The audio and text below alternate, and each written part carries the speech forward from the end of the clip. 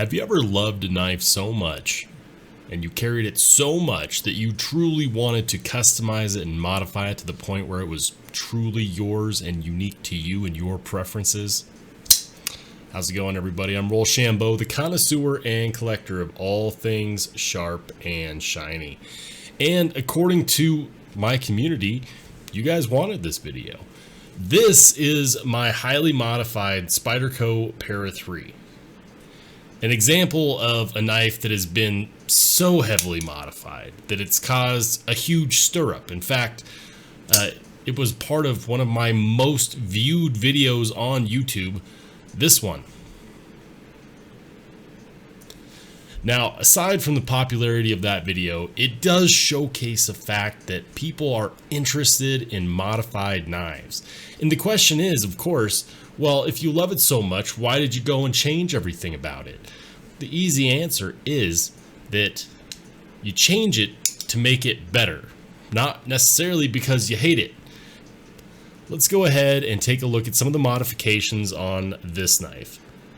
This is a Spyderco Para 3, and I've done about 4 major primary modifications on this knife.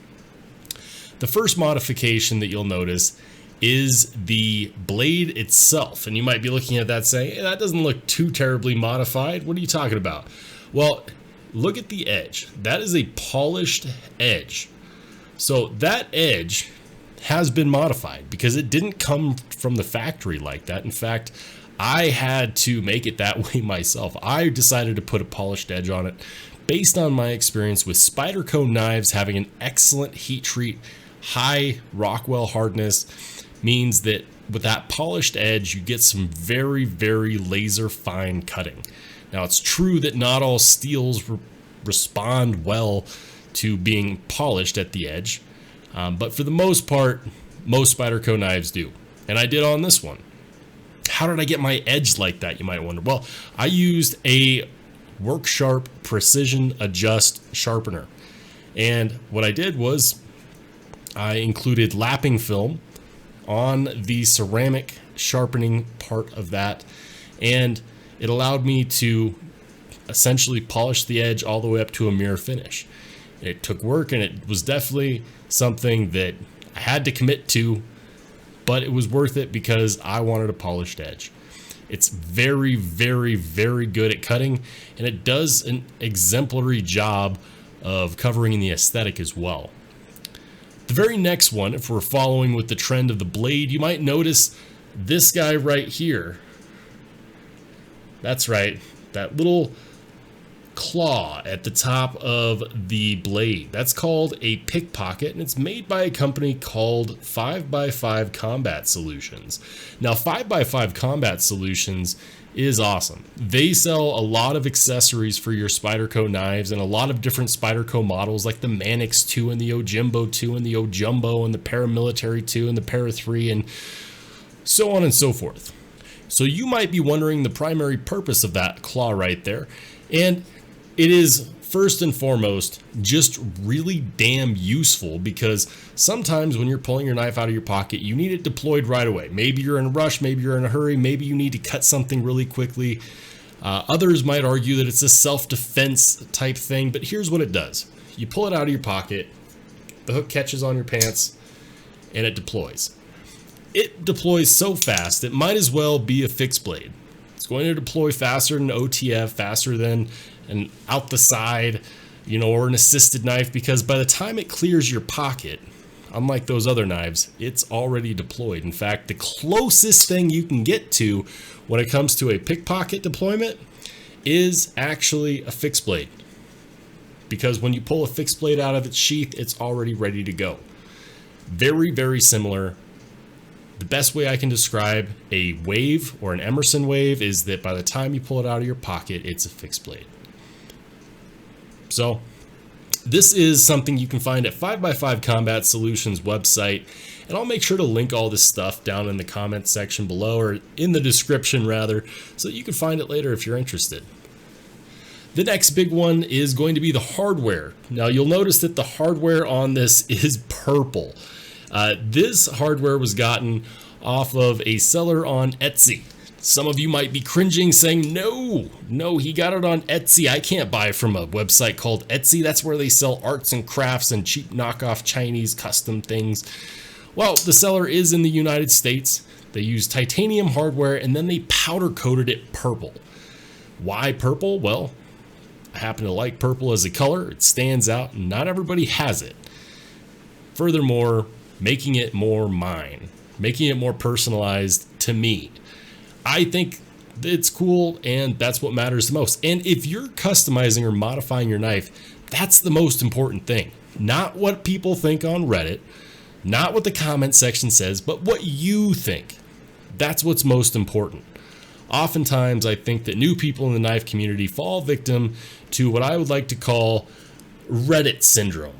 They go on Reddit, they post a picture of their newly purchased Chinese knife and they get hammered for it because people are like, no, that's a gas station knife, or blah, that looks like that was made in China, and blah, it needs to be US made. And everyone's got opinions, and whenever you post content on the internet, you're going to get a lot of people's opinions.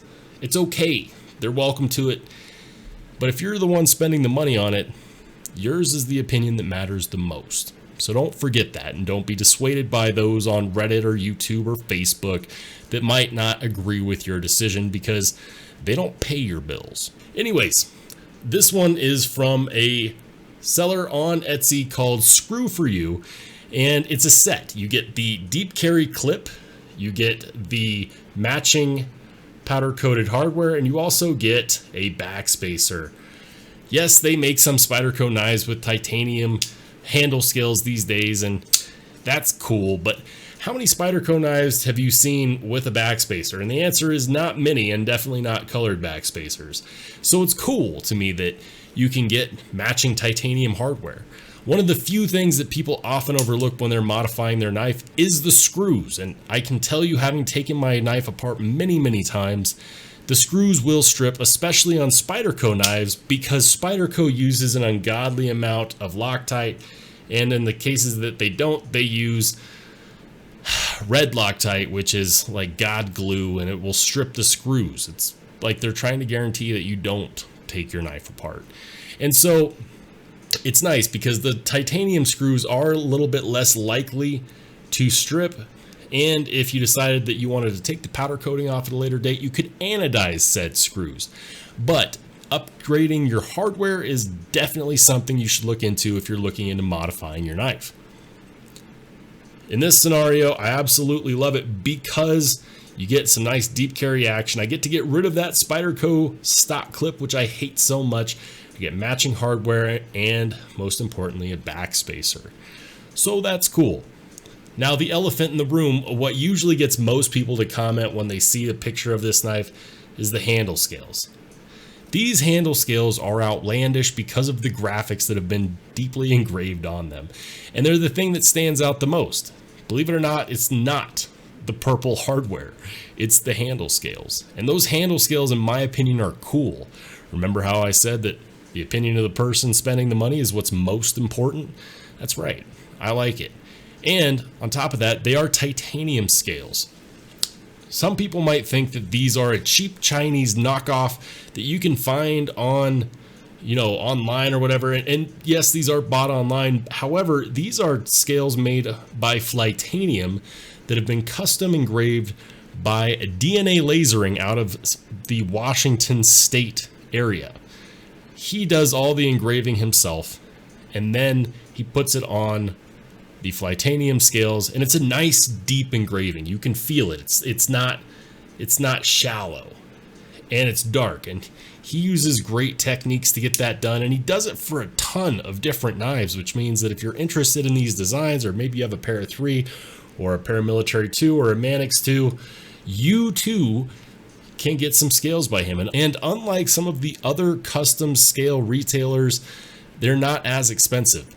Now, these scales cost somewhere in the realm of about $150, $160. Every now and then he has a sale and you can get them cheaper for like $120, $130. And if you like those designs, or you want to see what other designs he can engrave, you should definitely check him out. DNA Lasering does good work, and I can definitely highly recommend his work. So Now that we've gone over these modifications and what I have on my knife, let's talk about how it affects the knife. First and foremost, whenever you add something to a blade, you're going to make it heavier. When you make it heavier, it's going to affect the action. The Para 3 is running on washers, so you do get more of a guillotine drop shut action when you make the blade heavier, even when you have the pivots tightened down. So it's going to drop a bit heavier. Some people like that, some people don't, but it is something that you need to be cognizant of, because at the end of the day, if it affects the action, it's something that you need to consider.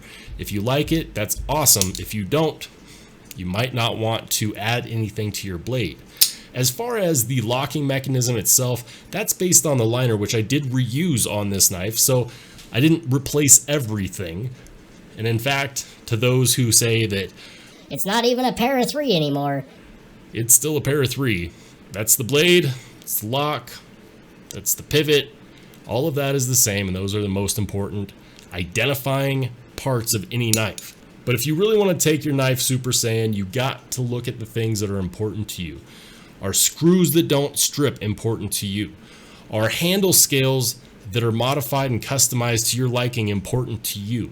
Is changing the action important to you? Is getting a clip that you actually like important to you? These are all the questions that you need to answer when you decide to start modifying your knife. I can tell you what I did to mine, but at this point, I'm more interested in hearing what you did to yours. Make sure you comment down below. Let me know what the craziest knife modifications you've done has been. Guys, that's all I got for you today. If you liked the video, make sure you give it a thumbs up. If you didn't like it, boo-hoo, there's a button for you too. And if you want to see more content just like it, make sure you hit subscribe. I'm Rollshambo. I'll see you on the flip side.